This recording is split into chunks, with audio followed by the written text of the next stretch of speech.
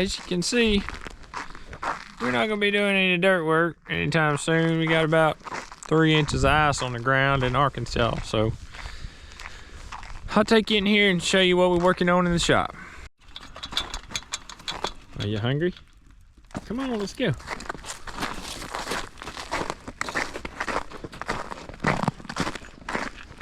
What do you think about all this?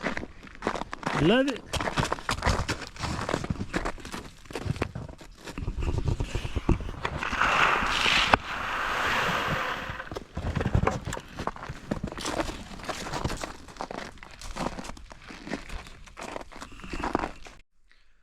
All right, we are back in the shop working on this Volvo 45D.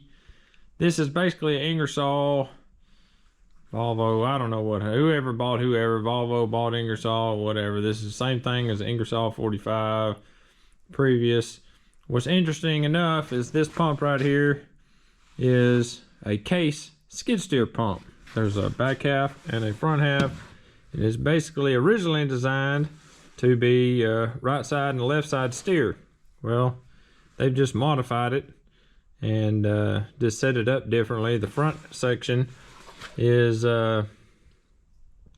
used for the vibratory motor, and the rear section is the drive. And this one has a drive motor on the rear and a drive on the front. The front is priority, has a traction control box. And on the very front of it, that little silver pump is a steering pump that drives the steering system. But it's supposed to have 5,000 psi, or up to 5,000 psi, and I can only get it to produce 3,900. It's real cold, 4,000. It's running. I got it cleaned up. You've seen, if you've followed the channel much, there's a couple other videos on it. It had some suction issues, clogged screens. We got it running and operating, but it's a little bit sluggish, especially when you try to climb a hill or try to load it on a trailer.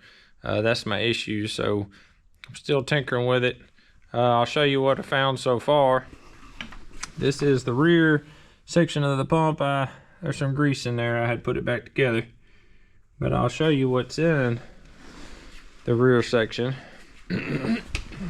This is pretty much the assembly in it. This is a swash plate. I ordered a new one of them and a new rotating group and a valve plate. Get out of the light. And they sent me a rotating group and a new valve plate. I mistakenly ordered the wrong one. Probably hard to tell. This is a left hand. This is a right hand.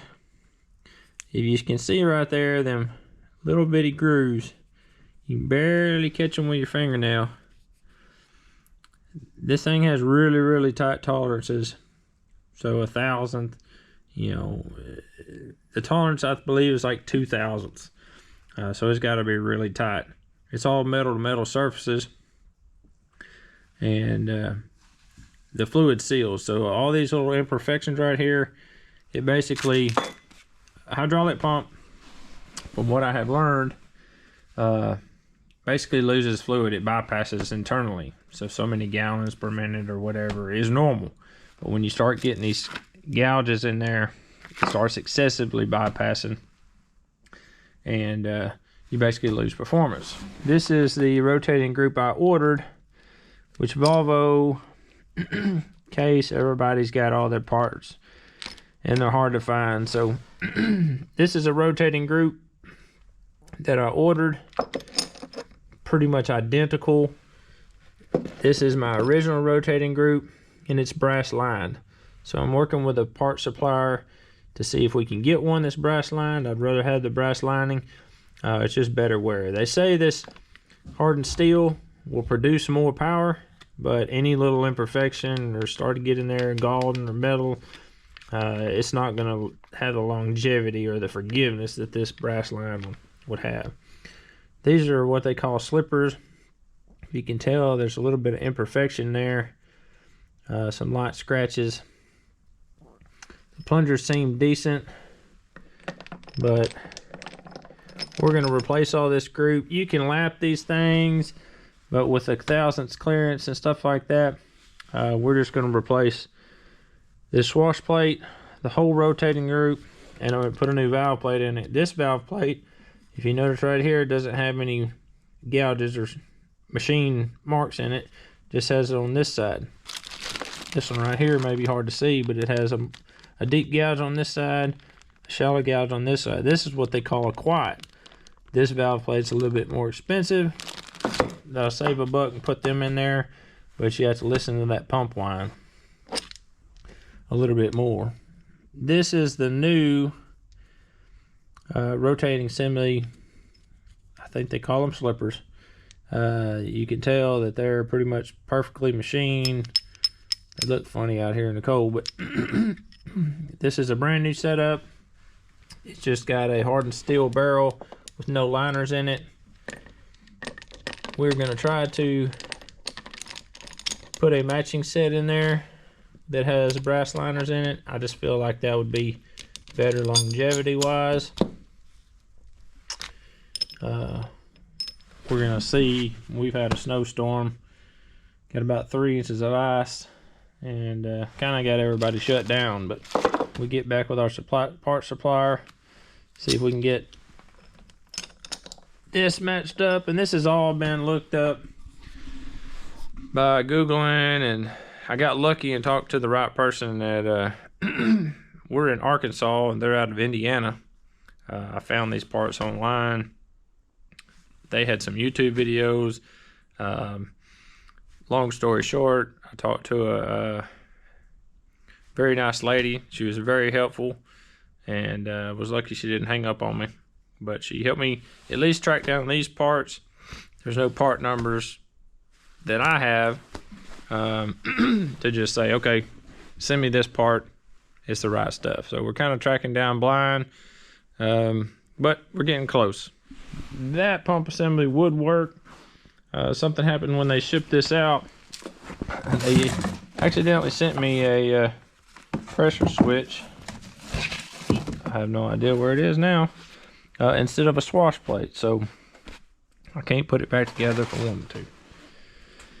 But that's an update on this. As soon as we get some parts, I'll show y'all how to put this thing back together and see if we can make it run again. I think we finally got our CH. That's a E7400 properly diagnosed. It was smoking a little bit, started missing really bad. Started blue smoking. You can tell. See if I can climb up there. Right here is a valve stem seal, and the old ones that was in it, the rubber's done got extremely hard, and I believe it's not sealing, which is sucking oil into the combustion chamber, burning oil, making it smoke, mist.